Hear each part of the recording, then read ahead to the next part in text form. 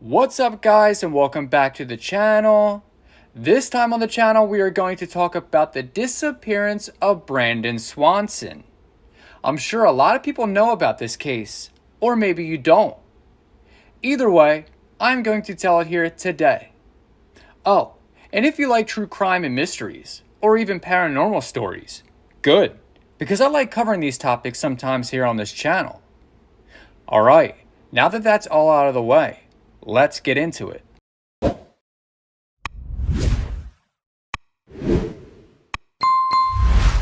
On May 13th, 2008, 19-year-old Brandon Swanson would celebrate the end of his program at Minnesota West Community and Technical College. His friends would throw him 2 parties on that same day, and the first party would be located in Lynn, Minnesota, which was 7 miles away from Brandon's home. Around midnight, Brandon would leave the first party and drive approximately 40 minutes to Canby, Minnesota, where he would attend the second party. Friends who joined him at both parties would say he consumed alcohol but was not intoxicated. And into the early morning hours just after midnight on the 14th, Brandon would leave the party in Canby for the 30-mile drive home. At 1:45 a.m., he would run his car off the road and into a ditch. Uninjured, he would quickly throw his car into gear and try to get himself out of the ditch, but he would be unsuccessful, so he would get out of the car and call his parents on his cell phone just before 2 a.m. When his parents picked up the phone, he would tell them he had crashed his car into a ditch but was okay, and had asked his parents to come pick him up. Brandon would tell his parents he was between Lynn and Marshall, located in Minnesota, and his parents would set out to find him. They thought they knew exactly where he was. However, when they arrived, there was no sign of a car or Brandon. Brian, Brandon's father, would call his son again to see if he could see headlights or hear the sound of the car horn. But Brandon would tell his father that he could not see or hear anything. So Brandon would tell his father to head for the parking lot of a local bar and to wait for him there. So Brian would do just that, but Brandon still had not shown up. His parents would soon figure out that Brandon had the wrong directions, but Brandon was confident they had given his parents the right directions. But after not seeing his parents, he would now grow frustrated.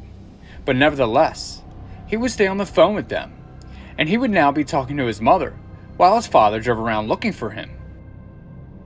In an attempt to track his parents down, he would leave his car and walk towards the lights he could see in the distance. Still on the phone with Annette, his mother, he assumed he was walking towards the town of Lind. At this point, he had been on the phone with his parents for 47 minutes, and at around 2:30 a.m., his mother would hear him yell, "Oh shit," just before the call had ended. Right away, his father would call him back, and not only would he call Brandon, but he would continue to call him several times. But Brandon would never pick up again.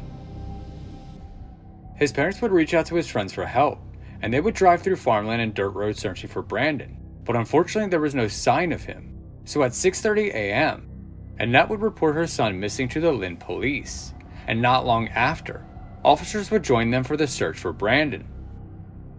Soon everyone would know that Brandon was missing, and despite having such knowledge, the search response would be delayed. According to CNN, they said, in quote, "It's not unusual for a 19-year-old to stay out all night after finishing school." And one officer would even tell Annette that her son had the right to go missing. Later in the day, the circumstances of his disappearance would become even more complicated when his cell phone records showed he had been near Porter, which was 25 miles from where Brandon said he was. That information would lead to the discovery of his car near Taunton in Lyon County, Minnesota. From there, the police would be unclear as to which direction Brandon was headed while on foot. Foul play has come to the minds of many different people trying to piece together what happened in those early morning hours. But it's also a possibility that he might have accidentally fallen into the Yellow Medicine River and possibly drowned. But given the amount of extensive searches, they have yet to ever find a body in there. Land searches with dogs have continued in the area, but not one single clue as to what happened to Brandon has turned up.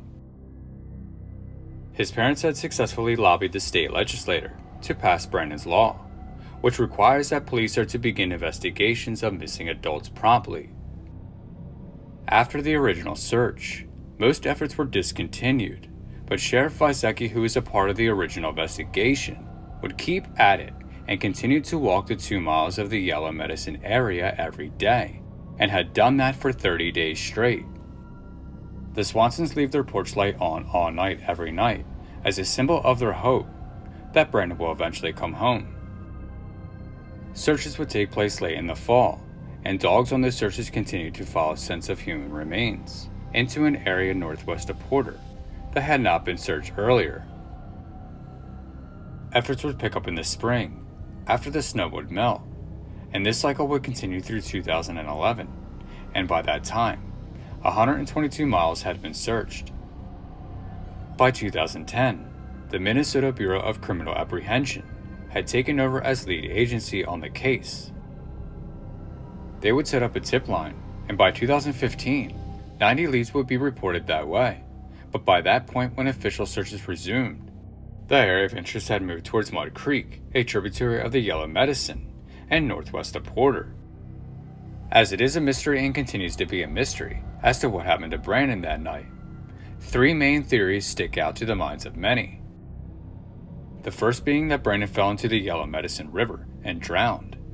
However, a search dog picked up scent continuing across the water, alongside the riverbank, leading to a gravel road, where it continued north towards the Yellow Medicine County line.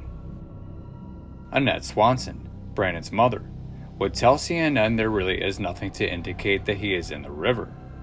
Also, Brian Swanson, Brandon's father, would say that even though his son consumed alcohol, it was earlier in the evening, and when they spoke on the phone, he did not seem disoriented or confused during their phone conversation. The second theory is that Brandon went missing on his own terms, but nothing indicated that he was unhappy with his lifestyle or with the people around him. And lastly, the third theory is that this is a case of foul play. But why? Who would want him dead? Perhaps we may never know. The hope for Brandon Swanson is still out there. Maybe one day we will know what happened.